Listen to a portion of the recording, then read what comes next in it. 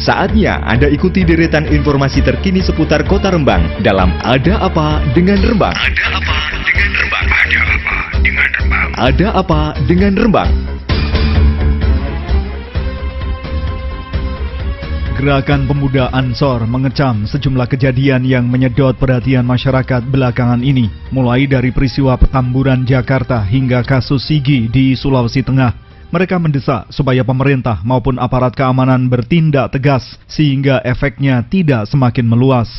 Hari Minggu, 29 November 2020, Gerakan Pemuda Ansor menggelar apel kebangsaan di lahan parkir kediaman Ketua Umum GP Ansor, Yahud Holil Homas, di sebelah selatan Stadion Krida Rembang, Jawa Tengah. Hanya puluhan orang perwakilan Barisan Ansor Serbaguna atau Banser dan pengurus Ansor yang datang langsung, sedangkan pengurus lain se-Indonesia, termasuk di luar negeri, seperti Taiwan, Korea Selatan, dan Mesir, mengikuti secara virtual.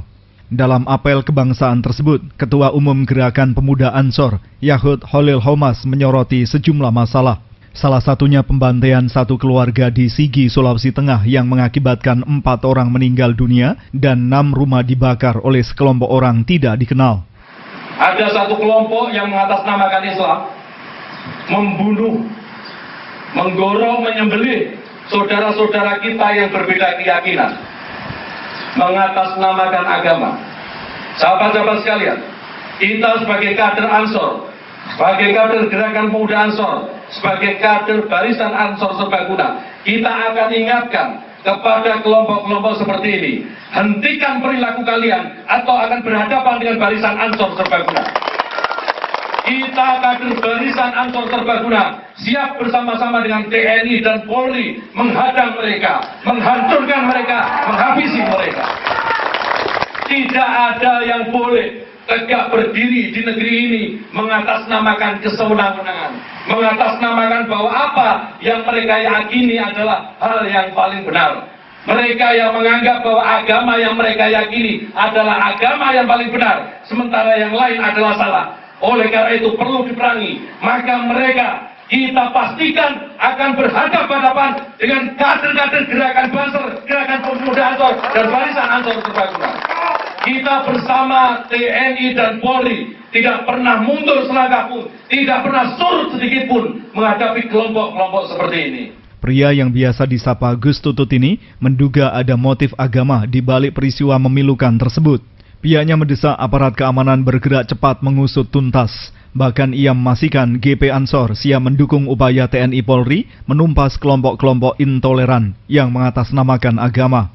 Ya, Sigi itu pasti motifnya motif agama, apalagi kita sudah tahu dari banyak informasi motifnya motif keagamaan. Mereka tidak senang karena ada umat Kristiani yang beribadah di sana, kemudian mereka melakukan kekerasan terhadap saudara-saudara umat Kristiani di Sigit. Ya, tentu kita berharap tidak meluas, tentu dengan catatan bahwa aparat keamanan harus bertindak cepat dan akurat. Jadi jangan dibiarkan terlalu lama. Saya kira tahu kok, aparat itu juga tahu kalau di Poso di Sulawesi Tengah itu siapa pentolannya, ada Santoso di sana, Majelis Indonesia Timur gitu ya. Mereka sebenarnya identifikasinya sudah diketahui oleh aparat keamanan, tinggal bertindak saja, nggak usah ragu, saya kira itu.